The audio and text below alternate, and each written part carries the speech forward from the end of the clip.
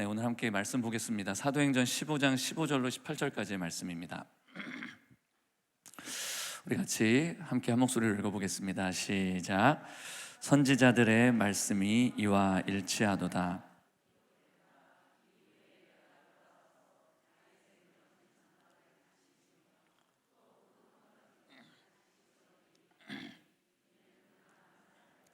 내 이름으로 일컬음을 받는 모든 이방인들로 주를 찾게 하려 함이라 하셨으니 그것을 알게 하시는 주의 말씀이라 함과 같으니라.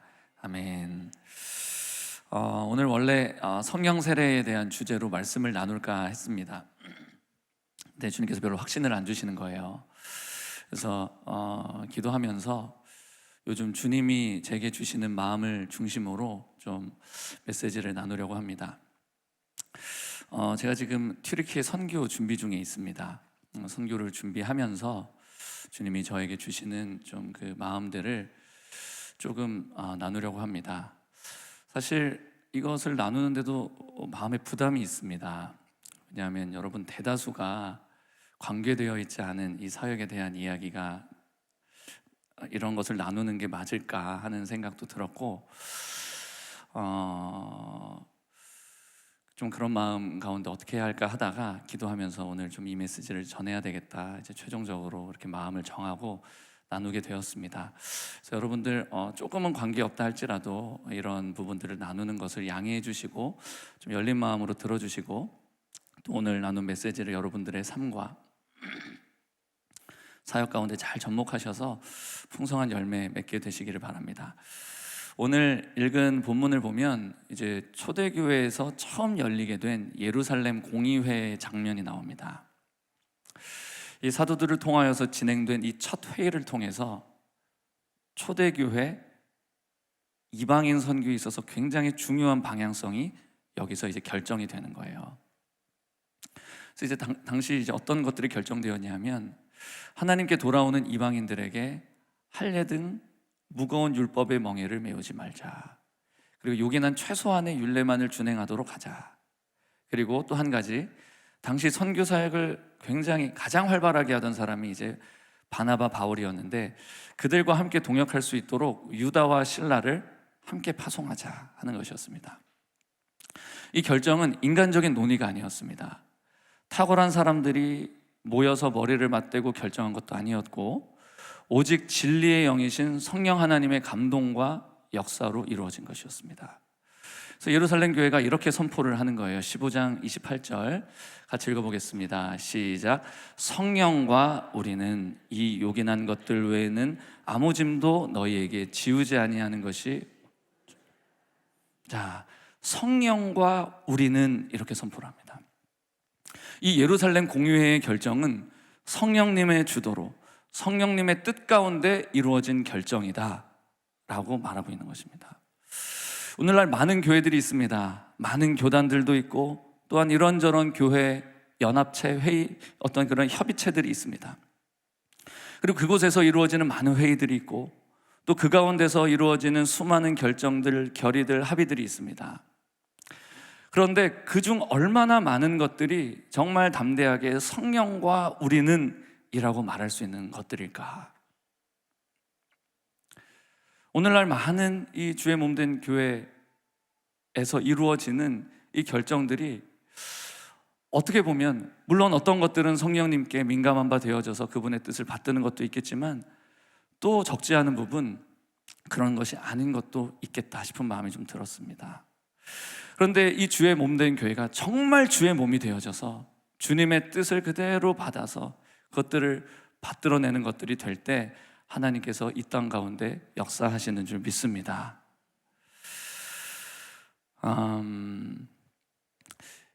이 예루살렘 교회의 이 결정이 성령님으로부터 왔다는 너무나 분명한 것 한 가지는 뭐냐면 이 소식을 받은 교회들이 하늘로부터 주어지는 큰 위로와 격려를 받았다는 점이에요. 특별히 당시에 가장 선교에 헌신되어 있는 교회가 안디옥 교회였습니다. 이들은 당시 선교의 최전방, 프론티어, 최전방 개척자들이었습니다. 그런데 이 안디옥 교회가 이 예루살렘 공의회에서 결정된 소식을 듣고 크게 기뻐하는 거예요. 그들이 지금까지 자기 사명과 부르심이라고 여기며 달려왔던 그것이 성령 하나님과 예루살렘 교회의 사도들을 통하여서 확증되고 지지되어졌기 때문에 이들 가운데 기쁨이 있었던 것입니다.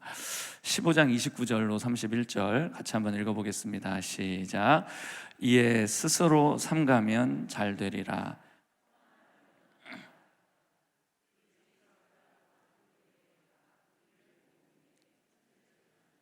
읽고 그 위로한 말을 기뻐하더라. 기뻐했습니다.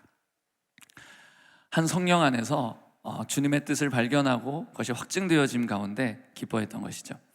이 일을 통하여서 초대교회의 선교의 물줄기는 더 강력하게 뻗어나갈 수 있었어요.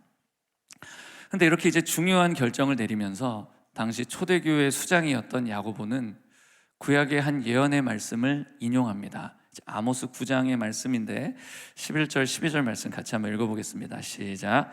그날에 내가 다윗의 무너진 장막을 일으키고 그것들의 틈을 막으며 허물어진 것을 일으켜서 옛적과 같이 세우고 그들이 에돔의 남은 자와 내 이름으로 일컫는 만국을 기업으로 얻게 하리라. 이 일을 행하시는 여호와의 말씀이니라. 자, 그날에 다윗의 장막이 다시 일으켜질 것이고 그것으로 말미암아 수많은 나라들과 온 열방들이 여호와의 이름으로 일컫는 나라들로 회복될 것이다. 그리고 그 나라들이 하나님의 기업이 될 것이다 선포하는 것입니다. 저는 이 구절에 대해서 이제 여러 차례 설교를 했었죠.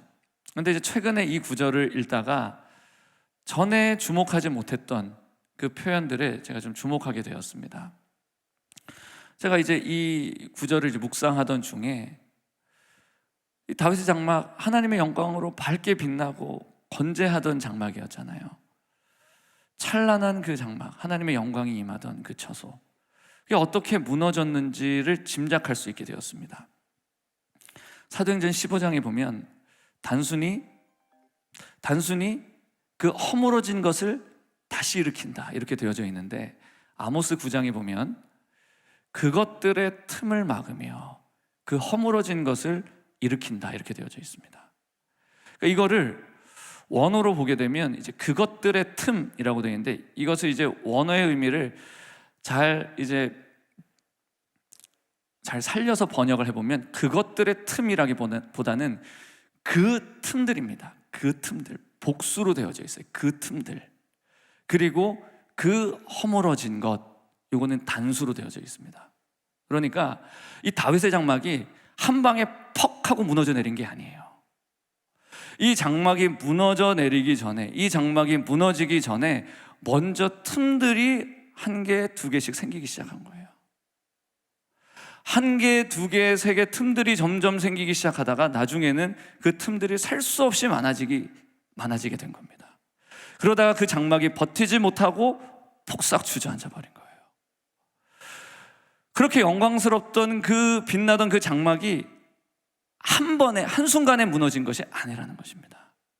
오랜 시간 차츰 이곳저곳에 구멍이 나기 시작했고, 그 상황을 오래도록 방치하게 되었을 때 결국 그 장막은 무너지게 되었다. 제가 이것을 이제 묵상하면서 제가 이제 제 자신의 삶과 예배에 대해서도 돌아보게 되었습니다. 나도 모르는 사이에 나의 예배의 장막에 구멍이 나고 틈이 생기고 있는 것은 아닌가. 물론 이런 작은 틈은 한 개, 두 개 생겼다고 바로 티가 나고 막 이런 것은 아닙니다. 그 작은 틈 하나 생겼다고 장막이 당장 무너지는 것은 아니기 때문입니다. 그런데 그런 작은 틈을 한 개 방치하고, 그렇게 하면 한 개가 두 개가 돼요. 두 개가 다섯 개가 되고 10개가 되고, 그러다 보면 그렇게 건재하던 그 장막도 무너지게 되는 것입니다. 그리고 과거의 그 영광스러운 흔적은 온데간데 없어지고 말게 되는 것이에요. 제가 이제 튀르키예 선교를 준비하면서 하나님께서 주셨던 마음이 바로 이 무너진 다윗의 장막을 다시 일으키라는 마음이었습니다. 튀르키예 땅은 과거 사도 바울의 선교 주 무대였습니다. 뭐 길리기아, 밤빌리아, 루가오니아, 루기아, 이게 이제 이쪽 서쪽으로부터 남쪽 지역을 차례로 이제 읊어대면 그렇게 얘기할 수 있어요. 또 갑바도기아, 갈라디아, 부르기아, 아시아, 무시아, 비두니아 본도, 이게 다 사도 바울의 선교의 터전들이었습니다. 그냥 선교의 주 무대였어요. 초대교회 당시에 이 터키 땅은 십자가 복음의 능력이 진동하던 땅이었습니다. 하나님의 임재와 영광이 강하게 흐르는 곳이었어요. 사도 바울이 개척했던 수많은 교회들이 있었습니다. 저희가 지금 사도행전 보고 있잖아요. 그 대부분의 그 지역들이 이 터키 지역에서 있었던 일이었던 것이죠. 그 교회들이었던 것이죠. 그곳에서 복음의 놀라운 일들이 있었습니다. 그런데 지금은 그 흔적조차 찾아보기 힘들게 되었어요. 터키 이제 성지순례 가잖아요. 초대교회 유적지들을 방문해 보면 지금은 폐허가 된 터밖에 남아있지 않습니다. 아무것도 없어요. 신앙의 유산도 남아있지 않아요. 터키의 총 인구가 8,500만 명입니다. 근데 터키 교회 협의회에서 발표한 자료를 보니까 기독교인은 8,900여 명밖에 안 된다는 거예요. 터키 전체가 81개의 주가 있다고 합니다. 근데 그 81개의 주 중에 교회가 한 개도 없는 주가 20개가 넘어요.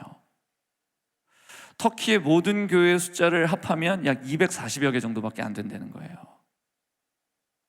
우리나라는 이 좁은 땅덩어리에 교회가 6만여 개라고 하잖아요. 정말 처참한 상황이라고 아니할 수가 없죠. 복음의 꽃이 만발하던 그 땅이 어쩌다가 이렇게 되고 말았는가. 고민하던 중에 제가 계시록의 한 말씀에 주목하게 되었습니다. 계시록 2장 4절부터 5절까지의 말씀입니다. 같이 한번 읽어보겠습니다. 시작. 너를 책망할 것이 있나니 너의 처음 사랑을 버렸느니라. 그러므로 어디서 떨어졌는지를 생각하고 회개하여 처음 행위를 가지라. 만일 그리하지 아니하고 회개하지 아니하면 내가 내게 가서 내 촛대를 그 자리에서 옮기리라. 이 말씀은 예수님께서 에베소 교회에게 하신 말씀입니다. 에베소 교회는 그 당시 터키 지역에서 가장 불타오르던, 가장 뜨겁던 교회가 바로 에베소 교회예요. 근데 주님께서 이 에베소 교회에게 경고하시는 겁니다.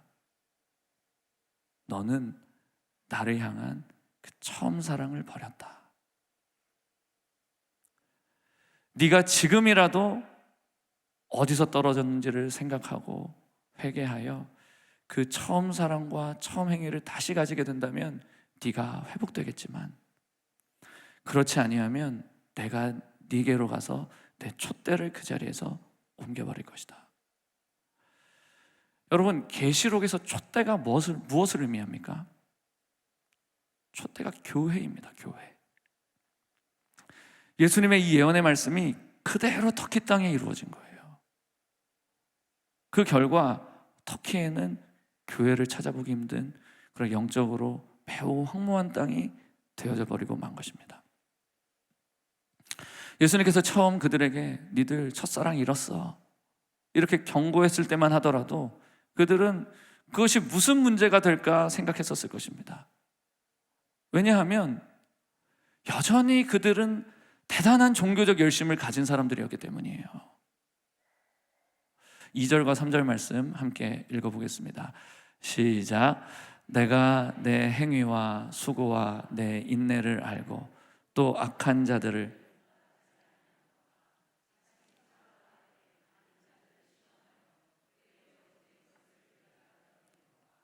또 내가 참고 내 이름을 위하여 견디고 게으르지 아니한 것을. 아멘. 이들에게는 대단해 보이는 행위들이 있었습니다. 또 엄청난 수고들이 있었습니다. 그들이 행하는 일들은 적지 않은 수고가 따르는 그런 대단한 일들이었습니다. 주변의 사람들, 주변의 교회들이 볼 때 감탄을 불러 일으킬 만한 것들이었습니다. 게다가 그렇게 만만치 않은 일들을 오랫동안 지속해요. 이들은 인내를 가진 자들이었어요. 또한 이들은 진리를 수호하고자 하는 열심이 있었습니다. 악한 자들을 용납하지 아니했고 또 거짓 사도들을 시험해서 드러냈습니다. 여러분, 이렇게 싸우는 게 절대로 만만한 일이 아니거든요. 굉장히 힘든 일입니다. 그럼에도 불구하고 이들은 이 모든 일들에 있어서 충성스러웠고 게으르지 않았고 열심히 있었습니다. 그럼에도 불구하고 이들은 무언가 중요한 것을 놓치고 있었다는 거예요. 이런 어마어마한 열심에도 불구하고 그들의 중심은 하나님으로부터 멀어지고 있었다는 것입니다. 아무리 대단한 일을 한다 할지라도 하나님 입장에서는 그 마음이 하나님으로부터 멀어지면 끝장인 거예요. 수많은 행위와 수고들이 헛되다는 것입니다. 하나님은 외모가 아니라 중심을 보시는 분이시기 때문입니다. 이 처음 사랑을 잃어버린 증거가 무엇인가? 처음 행위를 잃어버리게 된다는 것입니다. 이 처음 행위는 계시록 2장 2절에 나오는 그 행위하고 달라요. 방금 읽었던 저희 그 행위와 달라요. 2절에 나오는 행위는 사람 앞에서 보여지는 행위를 말합니다. 물론 본인은 나 이거 하나님께 행하는 거야 이렇게 말할 수 있을지는 몰라요. 그래도 그 중심의 핵심이 뭐냐? 사람의 눈앞에서 행한다는 거예요. 누군가 보는 일이 있을 때는 그 일을 합니다. 그러나 그 사람의 눈이 사라지면 그 행위는 온데간데 없어지고 마는 것이에요. 근데 반면에 처음 행위는 하나님 앞에서 하나님의 관점과 하나님의 마음으로 행하는 그 행위를 말하는 것입니다. 아무리 보는 눈이 없을지라도 하나님은 지금도 불꽃 같은 눈동자로 나를 지켜보고 계신다, 나를 바라보고 계신다 하는 그 믿음으로 그분 앞에서 행하는 것입니다. 그래서 이런 사람은 누가 보든지 보지 않든지 그의 태도와 삶에 있어서 조금도 변함이 없어요. 오히려 아무도 보지 않을 때 은밀한 가운데 주님과의 더 깊은 사랑의 교제, 그 사귐만으로 들어가는 것입니다. 이게 바로 처음 사랑을 가진 자의 모습이에요. 제가 제일 처음 터키 땅을 밟았던 것이 2008년 1월입니다. 청년의 때였고 이제 신학대학원을 가기 바로 직전이었습니다. 당시 제 속에는 하나님을 향한 이런 처음 사랑으로 참 가득했었던 것 같습니다. 아무도 없는 제 방에서 오직 주님과 단둘이 있는 그 시간을 제가 얼마나 사랑하고 그 시간을 즐거워했는지 모릅니다. 저는 날마다 주님께 그분의 방문을 요청드렸고 주님은 자주 제 방으로 찾아오셨습니다. 제 방은 주님과 저의 사랑의 교제의 장소였습니다. 그렇게 주님과 사랑의 사귐을 갖던 중에 그 이재진 목사님께 이제 연락이 왔어요. 3주간 진행되는 터키 선교가 이제 준비되고 있는데 함께하면 어떻겠냐 하는 이제 요청을 받게 됐습니다. 하나님의 뜻인 것을 확신했고 기쁜 마음으로 그 요청에 응했어요. 그 당시에 저희 팀의 주제도 오늘 읽었던 이 본문 말씀 사도행전 15장 무너진 다윗의 장막의 회복에 대한 말씀이었습니다. 그 말씀에 따라 우리 팀은 가는 곳곳마다 다윗의 장막을 넓게 펴고 말뚝을 깊게 박았어요. 첫 일주일은 안탈리아라고 하는 도시에서 7일간 24시간 연속 예배를 했습니다. 안탈리아 하면 이제 성경으로 보면 아달리아라는 곳입니다. 밤빌리아 버가의 항구, 그 아달리아, 이제 오늘날 안탈리아라고 부르는데 그곳에서 7일간 이제 24시간 연속 예배를 하면서 이제 터키 한인 선교사 대회, 이제 연중회라고 부르는데 그 선교사 대회를 중보하는 일을 했습니다. 엄청난 예배와 중보의 영이 부어졌어요. 강력한 예언과 치유의 영이 막 풀어졌습니다. 지쳐있던 이 수많은 선교사님들이 우리가 예배하는 그 기도실에 방문을 했는데 그때 그분들이 회복되며 일어나는 것을 봤습니다. 그때 이제 기억에 남는 한 분 선교사님이 이제 김홍일 선교사님이라는 분이신데 이분은 지금 이제 영국에서 사역을 하고 계십니다. 이 선교사님이 아침 6시, 어느 날 아침 6시였습니다. 그때 어떤 팀이 그 아침 6시 세션을 인도하고 있었고 저도 이제 그 세션에 함께 이제 예배하면서 이렇게 그 시간을 이제 섬기고 있었는데, 이제 한 키도 엄청 큰 거구의 선교사님 한 분이 터덜터덜 들어오시는 거예요. 저희 예배실 안으로. 어깨는 축 처져 계셨습니다. 터덜터덜 들어오셔. 그러더니 이제 저희 그 예배실은 이제 카펫이 깔려 있는 곳이었고 호텔의 한 장소였는데 거기에 그냥 털썩 앉으시는 거예요. 저희가 이제 찬양을 하고 막 예배를 하는데 이분은 그냥 이렇게 가만히 그냥 눈을 감고 앉아서 그냥 이렇게 계셨습니다. 막 찬양을 하고 예배를 하는데, 그때 이제 그 팀의 리더셨던, 이제 저희가 조가 6개가 있었는데 그 6개 중에 조 중에 한 조의 그 리더인 선교사님께서 우리 이 선교사님을 위해서 함께 좀 기도하고 좀 축복하는 시간을 가졌으면 좋겠다, 이제 이렇게 이끄시는 거예요. 그래서 이제 그 자리에 있던 모든 저희 팀원들이 그 선교사님께 가서 이제 손을 얹고 막 기도를 했습니다. 근데 하나님께서 이분을 향한 엄청난 그 예언들을 이제 막 풀어주시는 것입니다. 한 분 한 분 쭉 이제 우리 팀원 한 명 한 명씩 나누는데, 막 그 거구의 그 선교사님이 어깨를 막 들썩이면서 막 엉엉 우시는 거예요. 막 한참 우시는 거예요. 그러고는 이제 이분이 이제 돌아가셨습니다. 그리고는 그날 점심이었어요. 오후 2시 정도였는데 이재진 목사님이 그 선교사님을 이제 데리고 오시더니 이제 그 세션에 이제 그 기도실에서 이제 메시지를 전하도록 이제 그렇게 이제 초청을 하신 거예요. 많은 선교사님들 함께 계셨고 한 40-50명 정도가 이제 그 자리에서 그 작은 기도실에서 함께 이제 하는데, 이분이 완전히 그 병든 닭처럼 막 그렇게 축 처져 계시던 그분이 딱 서서 말씀을 전하시는데 엄청나게 강력하게 막 헌신하라고 막 여러분들 헌신하라고 그렇게 막 하시는데 이분이 막 이런 원래 불의 사람이셨구나, 그런 일도 있었고, 네. 그렇게 안탈리아 사역을 일주일 마치고 또 이즈미를 이제 서머나죠, 오늘날로. 거기서도 약 이틀에 걸쳐서 24시간 연속 예배를 하고, 또 이스탄불로 이동해서 거기서 또 3일간 연속 예배를 하고, 또 알바니아로 가서 거기서 또 3일 연속 예배를 하고, 계속 가는 곳곳마다 다윗의 장막을 펼치고 그곳에서 말뚝을 박는 일들을 했습니다.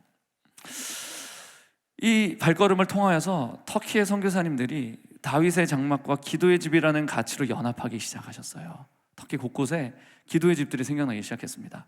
2009년에 또 이제 그곳에 이제 방문할 수 있게 됐는데, 그때는 이제 더 많은 사역자들이 방문했습니다. 조주 목사님도 함께 갔고, 정용 목사님도 함께 갔고, 더 많은 손성무 목사님, 굉장히 많은 이제 사역자들이, 훨씬 더 많은 사역자들이 한 80여 명 되는 인원이 갔습니다. 가서 이스탄불, 에베소 가는 곳곳마다 24시간 연속 예배, 기도로 그 땅을 섬겼습니다. 그러고 난 다음에 또 주님 주시는 마음을 따라 2010년에는 터키의 그 영적 회복을 위해서 한국교회가 함께 연합해서 기도하는 시간을 갖게 됐어요. 터키를 위한 중보기도 운동이 한국교회 안에서 일어나게 된 것입니다. 그리고 한국에서 수백 명이 날아갔어요, 터키로. 그래서 에베소 원형 경기장, 거기서 셀러브레이션 포 에베소라고 하는 집회를 하기 이릅니다. 그래서 한인 선교사들, 또 여러 나라 또 터키 선교사님들, 터키 현지 목회자들, 터키 성도님들까지 해서 수천 명의 사람들이 모여서 놀라운 예배를 드렸었습니다. 당시 그렇게 엄청난 예배와 중보의 불길이 일어났는데, 지금 현재 그 불길은 또다시 사그라들고 말았어요. 여러 가지 이유가 있을 텐데, 정치적으로 이제 에르도안이 집권하게 된 것은 큰 타격이었습니다. 이거 부인할 수가 없어요. 에르도안 집권 이후에 많은 선교사님들이 추방을 당했습니다. 특히 더 사역을 힘있게 잘 감당하던 선교사님들, 그리고 기도의 집 사역을 감당하던 선교사님들이 많이 쫓겨나게 됐습니다. 그러다 보니까 전개해 나가던 이 사역의 흐름들이 이제 단절되었던 것도 사실이죠. 그리고 이제 그러면서 이제 또한 이제 그 기도의 집 운동에서 또 복음 전도 운동, 우리 복음을 전해야 된다, 교회 개척해야 된다, 터키의 모든 주에 교회가 있도록 우리 교회를 개척하자, 이런 운동들로 옮겨갔던 것도 사실입니다. 근데 그것도 생각만큼 그렇게 힘있게 전개되지는 못했어요. 또 그리고 시리아 난민들이 쏟아져 들어와서 그들을 섬기고 복음 전하는 사역들도 했죠. 그런데 이제 그 난민들도 하나둘씩 고향으로 돌아가고 있습니다. 무슨 말이냐 하면 다윗의 장막이 세워질 듯 했지만 다시 무너져 버렸다는 말입니다. 근데 이번에 튀르키예 선교를 준비하면서 다시금 무너진 다윗의 장막을 이렇게 세우라는 말씀을 받게 되었습니다. 저 개인적으로 조금 재미있는 일이 있었는데, 제가 지난 여름 8월 마지막 주에 2박 3일로 속초 강릉 이제 휴가를 다녀오는 일이 있었습니다. 그때 이제 저희 가정만 휴가를 갔던 것은 아니었고, 저희 가정 또 정의호 목사님 가정하고 또 몇몇 목사님 이제 네 가정 해서 함께 휴가를 다녀왔습니다. 너무 귀하고 행복한 교제 시간이었습니다. 마지막 날 오후에 강문 해변에 있는 한 카페에서 이제 헤어지기 전에 차를 마시면서 교제를 나누는데, 그때 이제 거기서 이제 정의호 목사님이 최근에 주시는 예배에 관련된 하나님의 마음, 다음 세대에 대한 주님의 마음을 이제 나누시는 겁니다. 막 말씀을 하시는데, 그때 저한테 참 재미있는 현상이 있었습니다. 정의호 목사님은 말씀을 하시는데 내 속에서 또 다른 한 분께서 동시에 말씀하시기 시작하시는 거예요. 뭔가 이제 계시적인 음성들이 계속 이 속에서 계속 들리는 거예요. 그러다가 이제 정의호 목사님이 입을 닫아요. 다른 목사님이 말씀을 하세요. 그러면 내 속에서 말씀하시는 그 음성이 입을 닫아요. 다시 정 목사님이 말씀을 해요. 그럼 다시 그 음성이 또 다시 말씀을 하시는 거예요. 좀 재밌었습니다. 근데 그때 성령님께서 저에게 하셨던 말씀이 유대력 5786에 대한 말씀이었습니다. 5786년. 이제 5786년이 지난 9월 22일부터 이제 그때가 이제 나팔절이기 때문에 그때부터 그날 저녁부터 시작이 되었거든요. 근데 주님께서 어떤 감동을 주시냐 하면, 위성아, 5786년에 6년 새해에 내가 무너진 다윗의 장막을 다시 세울 거야. 6은 바브잖아. 5786, 6이잖아요. 2026년이고 6은 히브리 알파벳으로 바브거든요. 바브. 바브가 무슨 뜻인지 너 잘 알잖아. 바브는 말뚝이야. 내가 무너진 장막을 다시 일으켜서 넓게 펴고 말뚝을 견고하게 박을 거야. 그러면서 하나님께서 제 속에서 5786 또 5787에 이르기까지 2년간 하나님께서 행하기를 원하시는 그 일들에 대해서 제게 막 감동을 주셔서 막 말씀을 하시는 거예요. 놀라웠습니다. 놀랍고 마음으로도 동의가 되고 또 제 속에서 믿어졌습니다. 바브는 이제 못을 뜻하기도 하고 말뚝을 뜻하기도 합니다. 이 바브가 사이즈가 작으면 못이고, 바브가 이렇게 생겼거든요. 이 알파벳이 이렇게 못처럼 생겼어요. 말뚝처럼 생겼습니다. 사이즈가 작으면 못이고 사이즈가 크면 말뚝이 되는 거예요. 근데 이 바브는 두 사물을 연결시킵니다. 어떤 사물과, 못을 가지고 박으면 어떤 사물과 벽을 연결시켜요. 또 이 천막과 이 장막과 땅을 연결시키는 거예요. 하나님께서 주시는 감동은 이 너희들이 이 해에 거룩한 바브가 되어서 하늘과 땅을 연결시키라는 거예요. 하늘과 땅을 연결시키는 연결고리가 되라는 거예요. 그래서 그 말뚝을 쥐어주시면서 하늘과 땅을 연결시키게 할 자들을 내가 찾고 있다. 하늘이 땅을 침노하도록 그 문과 길을 여는 자들이 일어나게 될 것이다. 예배의 문들이 열릴 것이다.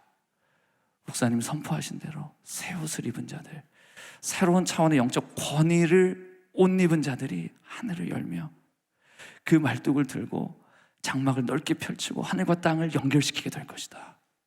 새로운 차원의 예배의 문들이 열리기 시작할 것이다. 새로운 단계의 임재와 영광을 경험하게 될 것이다. 이사야서 54장 1절부터 3절의 말씀입니다. 같이 한번 읽어보겠습니다. 시작. 잉태하지 못하며 출산하지 못한 너는 노래할지어다. 산고를 겪지 못한 너는 외쳐 노래할지어다. 이는 홀로 된 여인의 자식이 남편 있는 자의 자식보다 많음이라. 여호와께서 말씀하셨느니라. 내 장막 털을 넓히며 내 처소의 휘장을 아끼지 말고 널리 펴되 너의 줄을 길게 하며 너의 말뚝을 견고히 할지어다. 이는 내가 좌우로 퍼지며 내 자손은 열방을 얻으며 황폐한 성읍들을 사람 살 곳이 되게 할 것임이라. 아멘. 이 말씀이 저와 여러분의 삶 가운데 일어나게 될 것을 선포합니다. 우리 옆에 계신 분과 함께 인사해 보세요. 장막터를 넓히시기 바랍니다. 인사하세요. 말뚝을 견고히 박으세요. 인사하세요. 네. 우리의 삶과 사역 가운데 출산하지 못하고 열매 맺지 못하고 황무한 그 영역 가운데 새로운 출산, 새로운 열매, 장막의 확장과 견고함이 있게 될 것을 주 예수님의 이름으로 선포합니다. 그리고 이 일이 튀르키예 땅에도 일어나야 돼요. 말씀 읽어보세요. 그냥 영적으로 황무한 튀르키예 생각이 딱 하고 납니다. 이 일이 터키 땅에도 일어나게 될 것을 선포합니다. 근데 이 비전과 함께 주님께서 이제 이런 마음과 함께 주님께서 제게 또 동시에 주시는 마음이 있었습니다. 네가 그 땅에 무너진 다윗의 장막을 다시 세우기를 원하느냐? 그러면 먼저 네 마음속에 무너진 다윗의 장막을 먼저 다시 세워야 될 것이다 하는 그 마음이었어요. 먼저 네 마음속에 잃어버린 그 처음 사랑과 처음 행위를 다시 회복해야 한다라는 마음이었어요. 그래서 저희가 기도 모임을 할 때 가장 공들여 하는 기도의 제목은 터키의 부흥이 아닙니다. 물론 그 기도도 하죠. 근데 가장 집중해서 하고 있는 기도는 바로 우리 안에 식어버린 그 첫사랑의 회복입니다. 내 안에 그 식어져 버린 이 가슴, 이 식어져 버린 이 마음이 다시 회복되어지는 것, 내 안에 그 멈추지 않는, 꺼지지 않는 그 불꽃으로 다윗의 장막이 세워지는 것, 이것에 대한 기도가 훨씬 더 많아요. 이게 안 되면 어떤 것도 되지 않기 때문이에요. 먼저 우리 안에 다윗의 그 순전한 예배자의 심령이 회복되어야 합니다. 그게 영적 원리예요. 예배 사역자들이 이런 말을 많이 합니다. 내가 들어가 본 영적 깊이만큼 회중을 이끌 수 있다는 거예요. 내가 들어가 본 영적인 깊이만큼 이 영혼들을 이끌 수가 있어요. 회중을 이끌 수가 있어요. 그만큼 사역을 감당할 수 있어요. 우리 속에 실제적으로 이루어지고 경험된 만큼만 사역할 수 있는 게 그게 영적인 원리예요. 만약에 내가 경험한 것 그 이상으로 무언가 이루어졌다? 그렇다면 그것은 다 허상입니다. 모래 위에 지은 집과 같습니다. 언젠가는 무너지게 될 거예요. 가만 보니까 터키 땅만 황무지가 아니더라고요. 제 영혼, 제 속을 가만 살펴보니까 제 속에 황무함이 있더라고요. 제 속에 메마름이 있다는 것을 알게 되었습니다. 가장 안타까운 것은 그 하나님을 향한 순전했던 그 처음 사랑이 식어져 버렸다는 사실이었어요. 주님을 향한 가장 순전했던 그 아름다운 그 중심을 잃어버리고 나니까 처음 행위도 약화되는 거예요. 또 마음 구석구석을 살펴보니까 어떤 곳은 막 더럽고 어지럽혀져 있어요. 정리가 되어져 있지 않아요. 또 어떤 곳은 공허하고 황무했습니다. 또 하나님이 아닌 자꾸 세상의 어떤 것으로 자꾸 막 끌려가는 제 마음의 영역들이 있었어요. 심지어 어떤 영역은 내 마음속에 하나님 두기를 싫어해요. 순종하기를 싫어합니다. 내 마음대로 행하기를 원하는 그 어떤 그 완악한 영역들이 있더라는 것이었습니다. 입으로는 하나님 사랑한다고 하지만 하나님이 부담스러워요. 그런 마음이 있어요. 또 어떤 측면에서는 하나님을 멀리하고픈 그런 완고한 마음, 그런 마음이 제 안에 있다는 것을 제가 알게 되었습니다. 겉과 속이 달랐어요. 사람이 볼 때와 보지 않을 때가 달랐습니다. 신실하지 못했어요. 처음 사랑을 잃어버린 것이었습니다. 지금 보니까 터키 땅이 문제가 아니었어요. 제가 문제였습니다.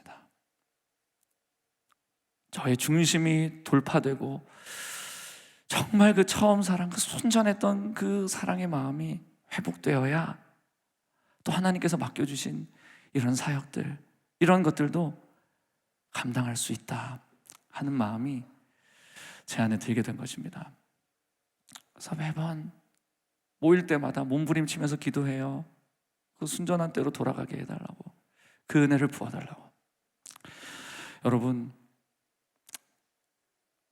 제가 이제 맡게 된 선교팀에 대한 이야기를 이제 했는데 여러분들에게도 적용점이 있으리라 싶습니다. 여러분도 고민하고 있는 문제들이 있을 것입니다. 여러분들이 감당해야 하는 어떤 과제들이 있을 거예요.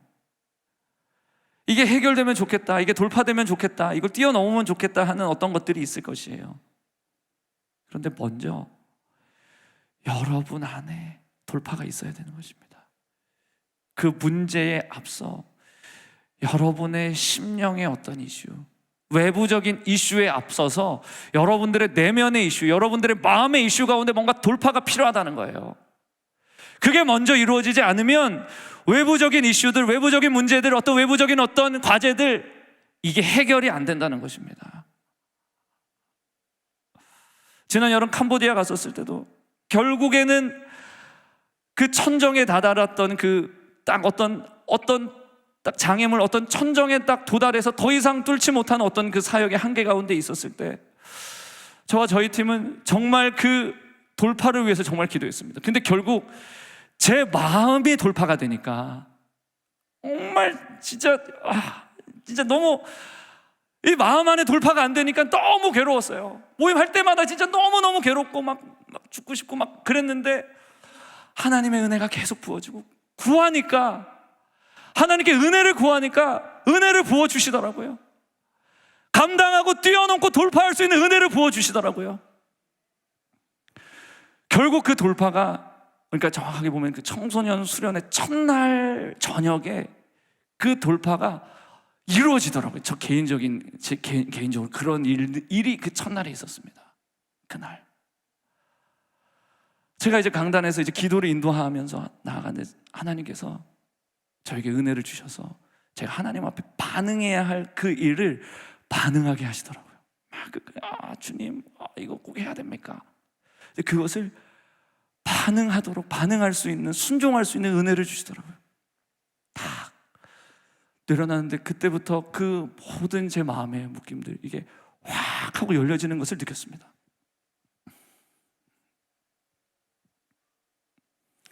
제 안에, 제 내면의 이슈, 제 내면의 어떠함이 돌파가 되니까 사역도 돌파가 되더라. 근데 또 다른 이 미션 앞에서 이제 또 오는구나. 다윗의 장막하면 낮과 밤, 밤과 낮, day and night, night and day잖아요. 끊임없이 주님을 바라보고, 이게 어떻게 가능해요? 사랑해야 가능한데 이 중심들, 제가 청년 시절 그렇게 외쳤던 이 중심들이 어디 갔냐? 너무 속상한 거예요. 너무 안타까운 겁니다. 주님, 이거 다시 회복되게 해주세요. 낮이나 밤이나 낮이나 늘 주님을 사모하고 주님의 임재를 갈망하고 주님의 얼굴을 구하는 하나님, 그 중심이 다시 회복되기를 원합니다. 아멘이십니까? 이게 있기를 원하는 그 마음으로 막 나아가고 있어요. 이번에 이제 사역을 준비하면서 그때 제가 2008년도 그때 이제 갔었을 때 함께 이제 기도의 집을 함께 했던 그 선교사님과 이제 연결이 돼서 저희 교회에서 파송한 선교사님과 이제 그 선교사님도 함께 이제 해서 함께 연합해서 이제 함께 24시간 기도의 집을 이제 하도록 그렇게 이제 하나님 은혜를 주셔서 하게 되었습니다. 근데 이제 이렇게 이제 진행되어지는 것 가운데 주님께서는 그래, 내가 너 다시 첫사랑 회복하기를 원해. 그것을 위해서 너 준비해라. 이런 마음을 계속 주십니다. 우리 모두에게 그 처음 사랑의 회복이 일어나는 그 역사가 있게 되기를 축복합니다. 이렇게 이제 무너진 다윗의 장막이 회복되었을 때 하나님께서 약속하시는 일이 있습니다. 아모스 9장 13절입니다.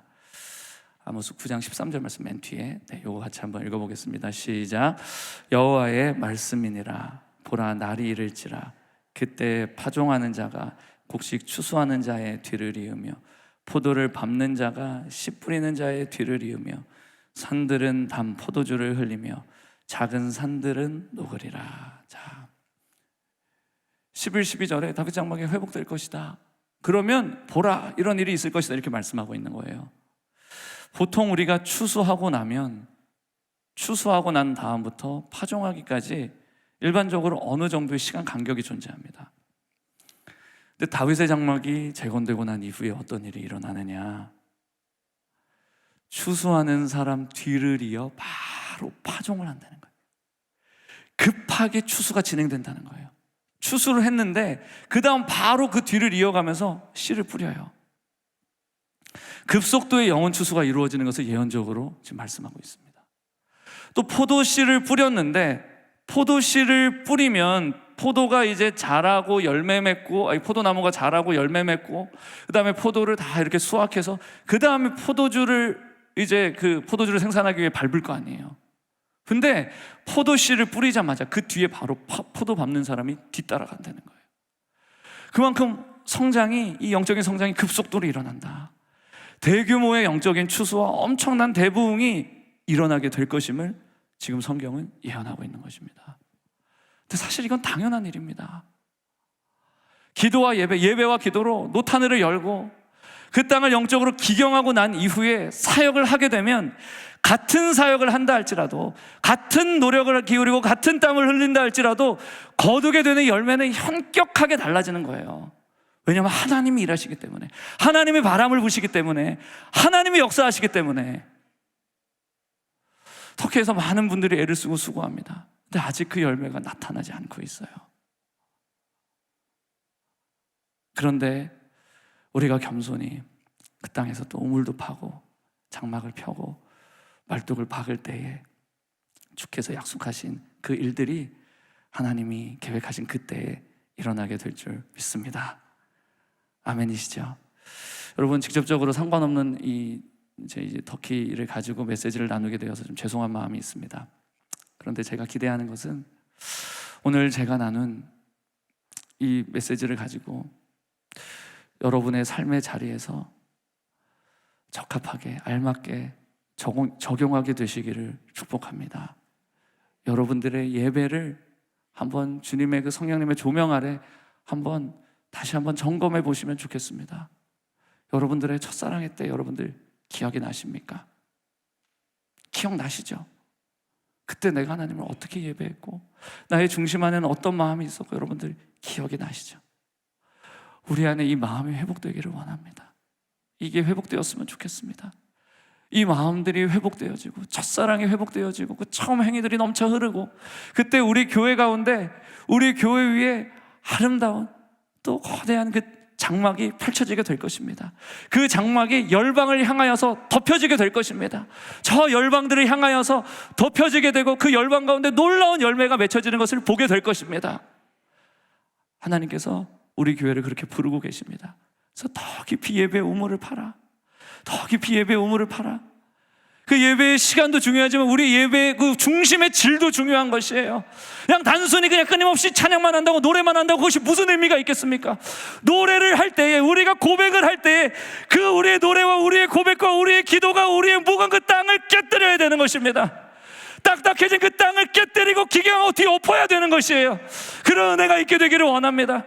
그 일이 우리 가운데 충만하게 있어짐으로 말미암아 우리 안에서 정말 진정 그 다윗의 장막의 영광이 회복되어지고 그 예언된 하나님의 약속들이 우리 교회를 향하여서 온 열방 가운데, 온 열방을 통하여 성취하시는 그 은혜를 누리게 되시기를 주님의 이름으로 축원합니다.